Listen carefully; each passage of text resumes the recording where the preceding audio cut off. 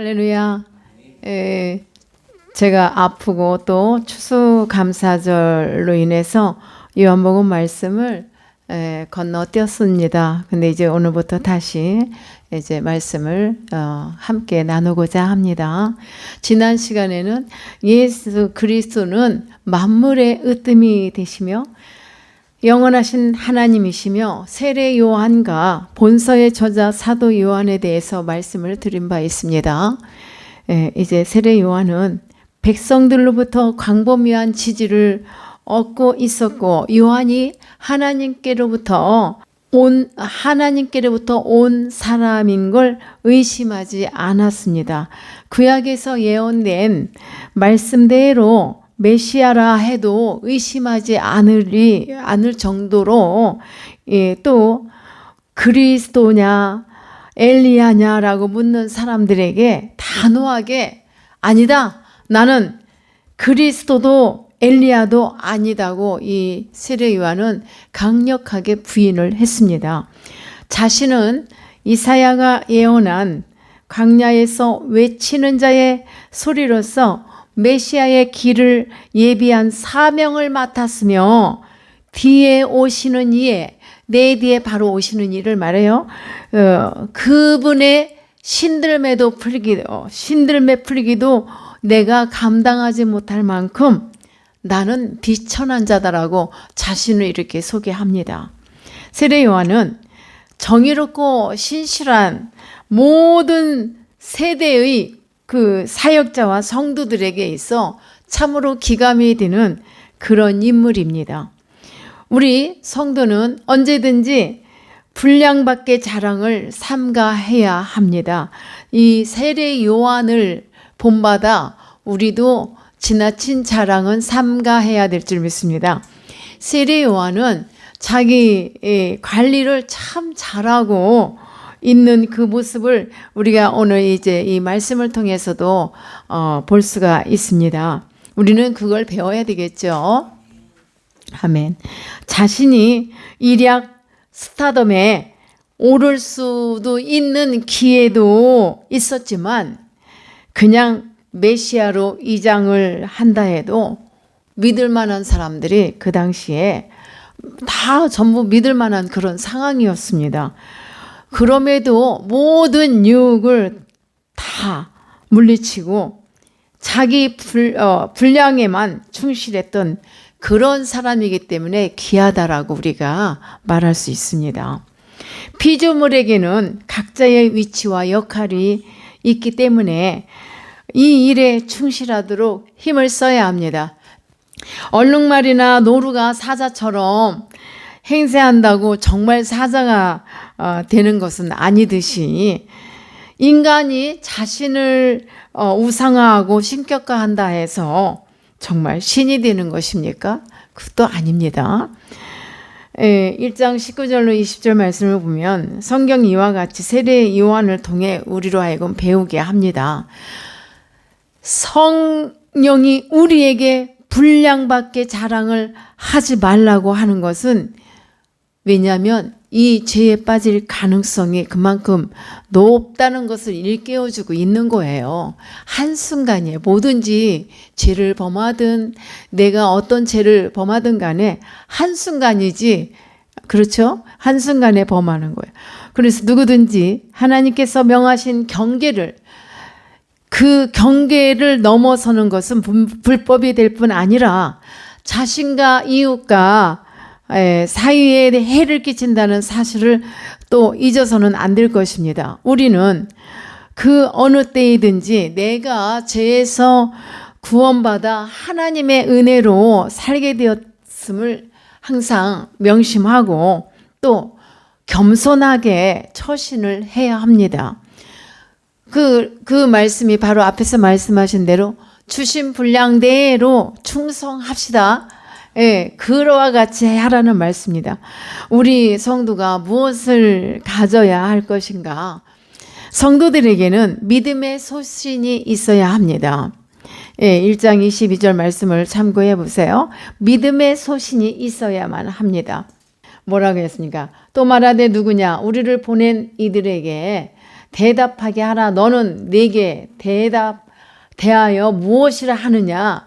여기에서 까딱 잘못 넘어갈 수가 있는데 세례 요한이 흔들리지가 않아요.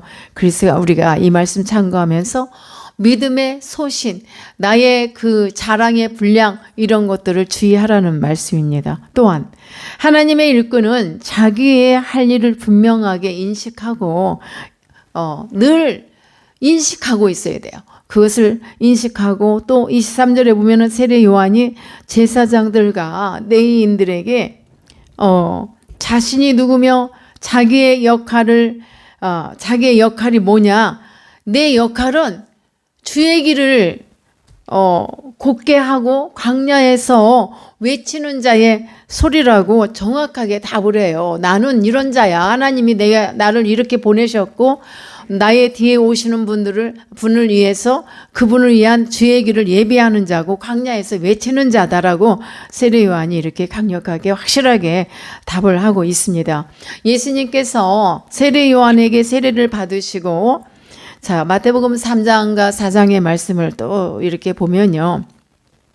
4장에서는 공생의 사역에 들어가기 직전이었고 이렇게 예수님께서 세례를 받으시고 광야에서 40일간의 이제 금식을 마치신 뒤에 세 차례나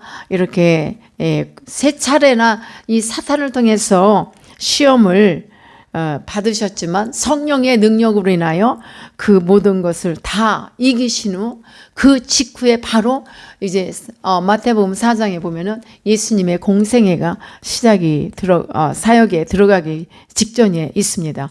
그리고 그 당시 세례 요한은 이미 위대한 선지자.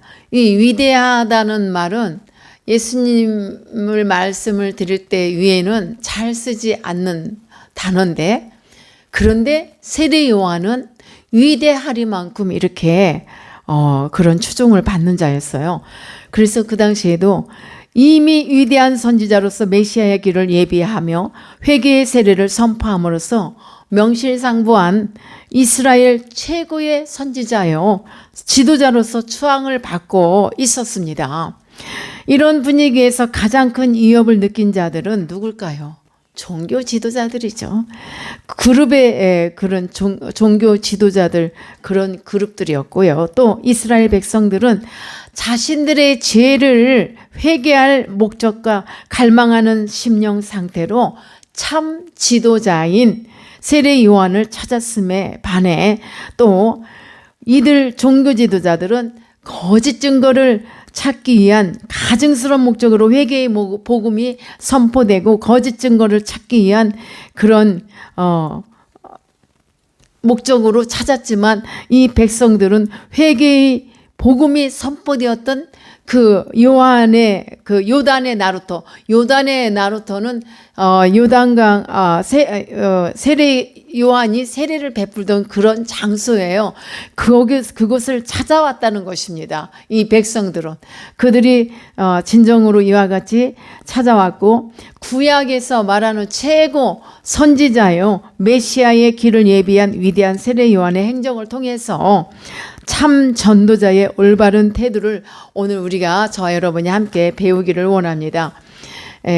매우 이 길은 매우 의미 있는 길인데요. 사랑하는 여러분, 참 지도자란 과연 어떤 자세를 갖춰야 할까요?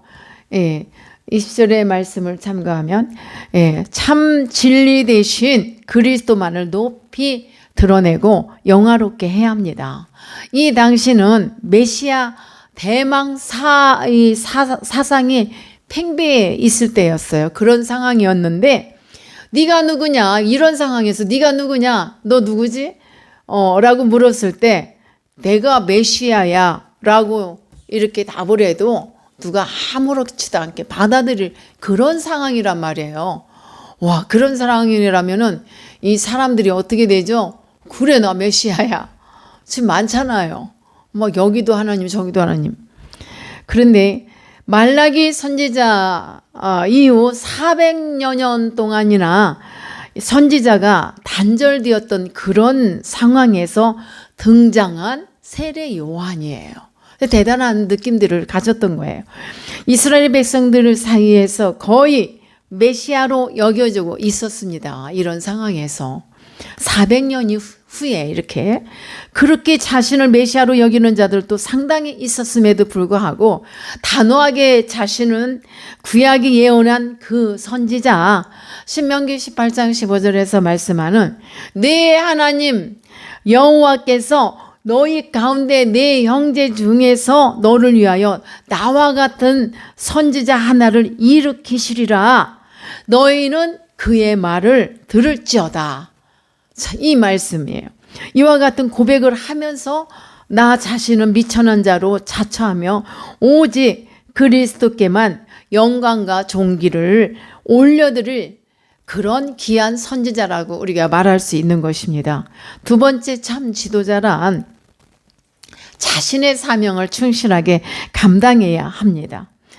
이사야서 40장 30절에 보면은 무슨 말씀을 하냐면 외치는 자의 소리여 이르되 너희는 광야에서 여호와의 길을 예비하라. 사막에서 우리 하나님의 대로를 평탄케 하라. 실제로 이 요한은 그와 같은 일을 하고 있었습니다. 유대 광야의 그 거칠고 메마른 곳에서 요한이 먹은 음식은, 세례 요한이 먹은 음식은 메뚜기와 석청이었어요.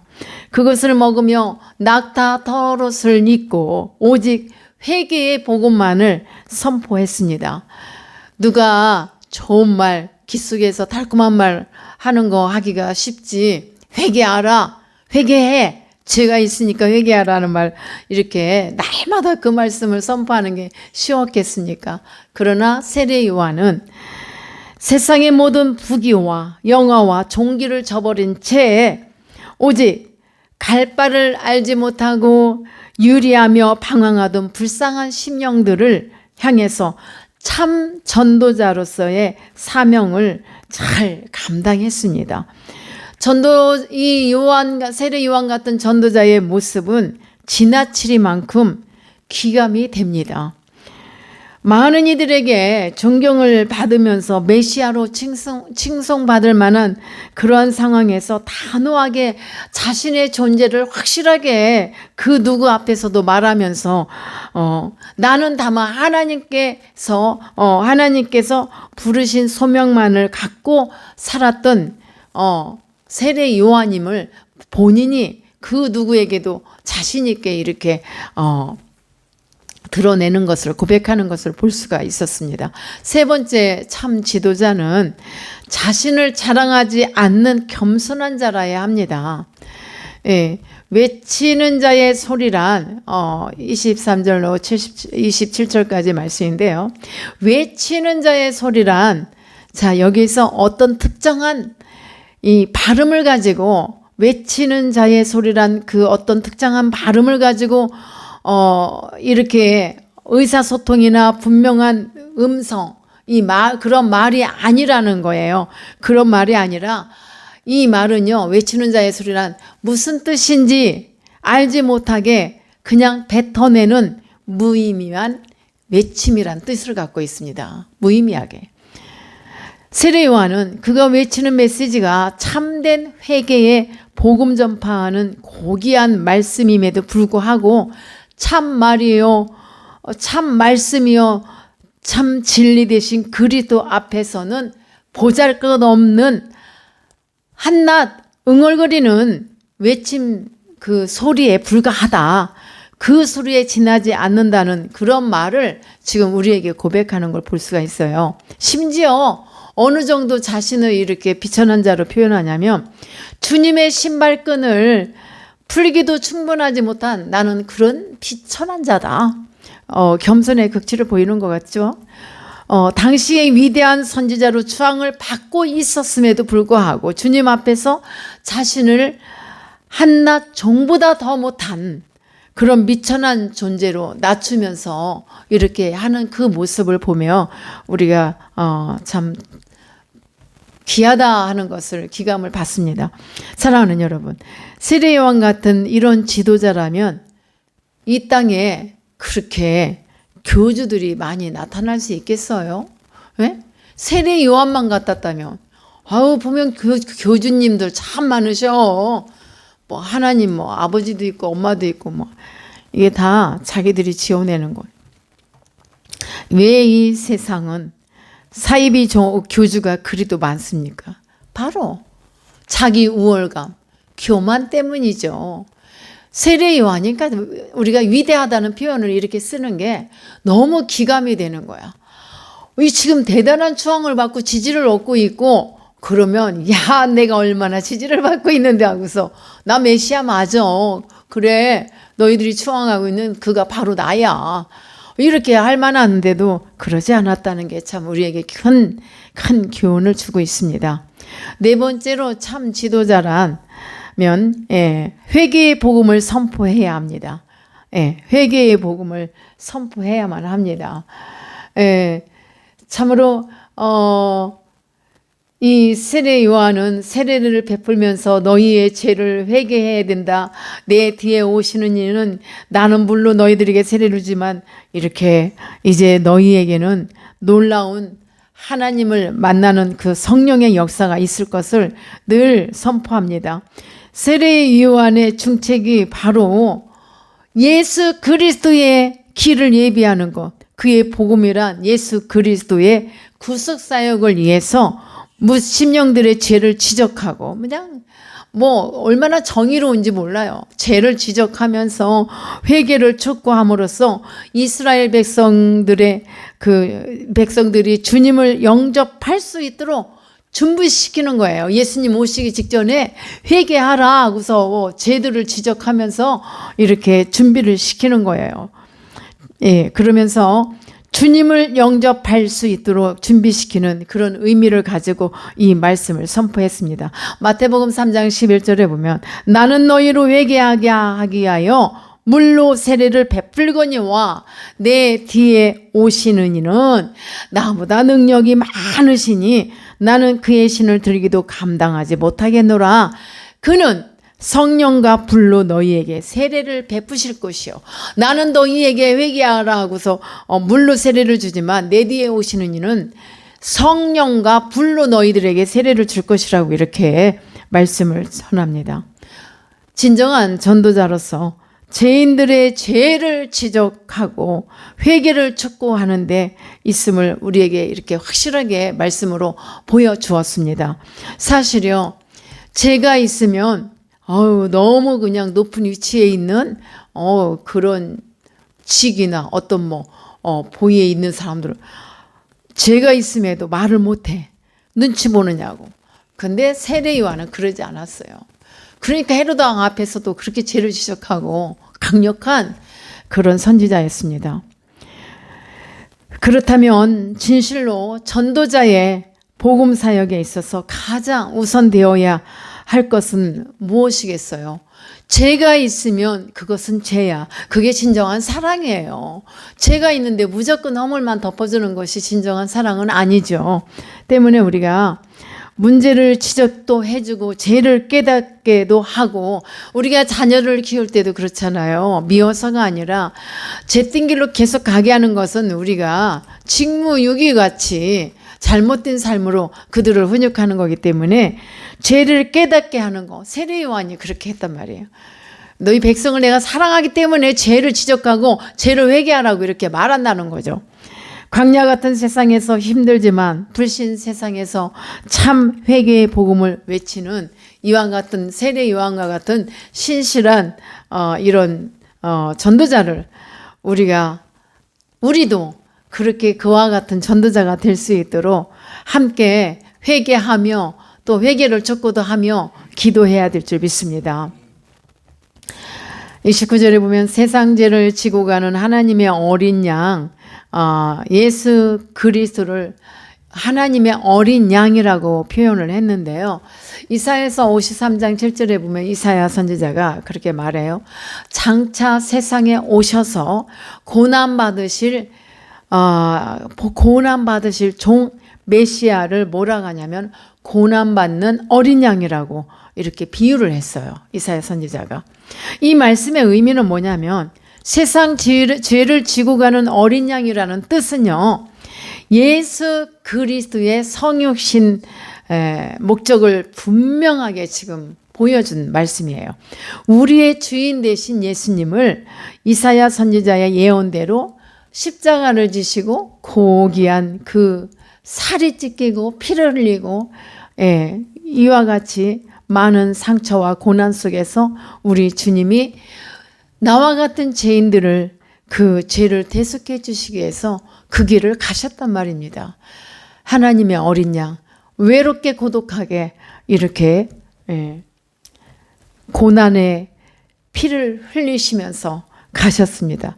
이사야 선지자가 예언한 대로 그렇게 가셨던 것입니다. 구약의 그 희생 제물은요, 사람의 손에 의해서 준비되어서 허물 많고 연약한 그런 인간의 죄를 제사장의 손에 의해 하나님께 드려졌었어요. 그죠? 그런데 이 어린 양은, 하나님의 어린 양은 어떻게 합니까? 하나님께서 직접 친히 준비하신 그런 어린 양이었어요. 자, 봅시다. 구약의 속죄 제사는 한계가 있어서 결코 인간의 죄를 단번에 해결해 줄 수가, 완전하게 해결해 줄 수가 없었어요. 완전하게 속죄할 수도 없었고, 희생의 제사만 늘 수없이 반복될 뿐이었습니다. 바로 그것 때문에 우리 하나님께서 하나님의 어린 양을 직접 준비하셨는데, 자, 어떻게 준비하셨나 봅시다. 하나님이 친히 준비하신 하나님의 어린 양은 대속제물이 되신 예수 그리스도의 보혈은 단번에 그리고 완전하게 인간의 죄를 사하는 놀라운 능력을 행하셨습니다. 2000년 전에 십자가를 지시고 대속의 피를 흘리신 주님의 구속 은총은 오늘날까지도, 아니 우리 모든 인간에게, 우리 모든 성도들이 하나님 앞에 설 때까지, 그 순간까지도 영원토록 유일하신 것입니다. 그래서 우리 주님의 보혈은 그 무엇과도 비교할 수가 없습니다. 사랑하는 여러분, 우리는 그 주님을 이 땅에 죽기 위하여, 고난을 받기 위하여, 피 흘리시기 위하여, 찢기기 위하여 오신 그 주님을 진정으로 존경하고 사랑하고 섬기며 나가기에 부족함이 없으리라 믿습니다. 그 주님을 사랑합니다. 찬양합니다. 사랑하는 우리 주 예수님 앞에서 우리가 겸손할 수 있는 길은 나 자신의 실상을 바로 알고 주님 앞에 나와서 겸손해지는 것입니다. 우리가 무엇 때문에 교만해질 이유가 있을까요? 사랑하는 형제 자매들이요, 세례 요한이 백성들로부터 절대적인 그 지지를 받으면서도 그의 의무와 사명과 본분을 어떤 한계, 어느 곳에 가서도 넘어서지 않고, 분분을 넘어서지 않고 오직 주님의 빛, 주님의 능력만, 주님의 뜻만 나타날 수 있도록 예비하면서 열심히 전하면서 열심히 일한 것처럼 그런 자로 저와 여러분도 거듭날 수 있기를 축복합니다. 진정한 소망이 되시리라 믿습니다. 아멘. 감사합니다. 기도합니다.